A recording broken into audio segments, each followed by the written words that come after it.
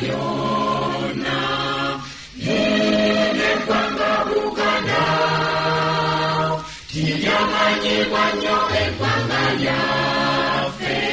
kwetulolese zonna twesinye nnyo olwa Buganda yaffe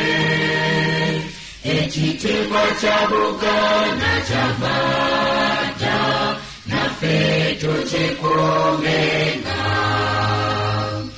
abazira ennyo abatusooka balwana nnyo mu ntalo ne balyagala nnyo eggwanga lyaffe naffe tulyagalenga twesinye nnyo olwa Buganda yaffe ekitiibwa kya Buganda kyavadda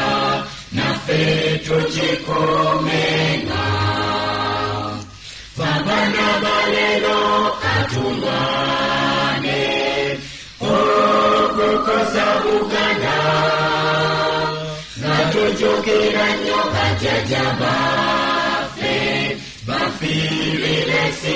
yaffe twesinye nnyo olwa Buganda yaffe ekitiibwa kya Buganda kyavadda naffe tukikuumenga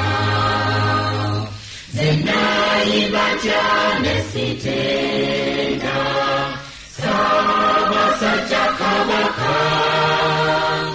asanira fuga Buganda bonna naffe nga tumwesiga twesinye nnyo olwa Buganda yaffe ekitiibwa kya Buganda kyavadda naffe tukikuumenga Katonda mulungi ow'ekisa otubere Mukama tubundukule kandi kisa gyera baffe omukuumenga twesinye nnyo olwa Buganda yaffe ekitiibwa kya Buganda kyavadda naffe tukikuumenga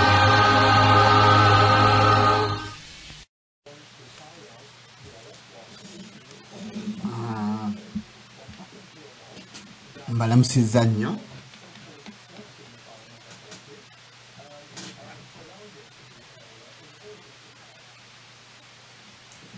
mbalamusizza nnyo abooluganda mwenna mwasibyeyo mutya nno ababuuzaako nze Haruna Mutabaazi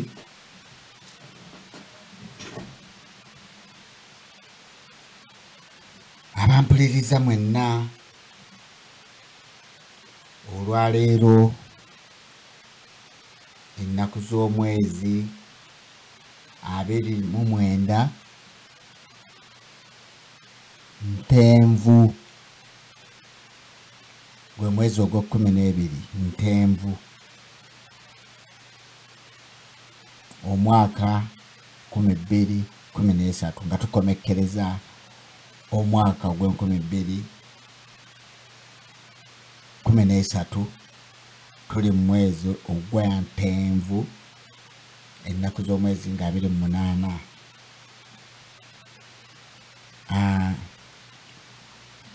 ekyo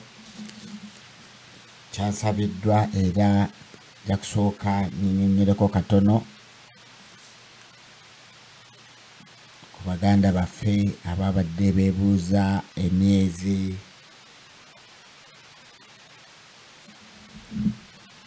gye mu Luganda emyezi gyaffe tugibala tutya mu Luganda era bagiyita batya? Omwezi gwe mwabadde musikirako omugwa ogw'omusanvu baguyita Kasambula. Ssebaaseka gwe babadde mutadde mu ddiiro guba gwa 6. Kati bwe tuba tugiva eri nga bwe gitandika, tutandika n'omwezi ogusooka ogw'Olubereberye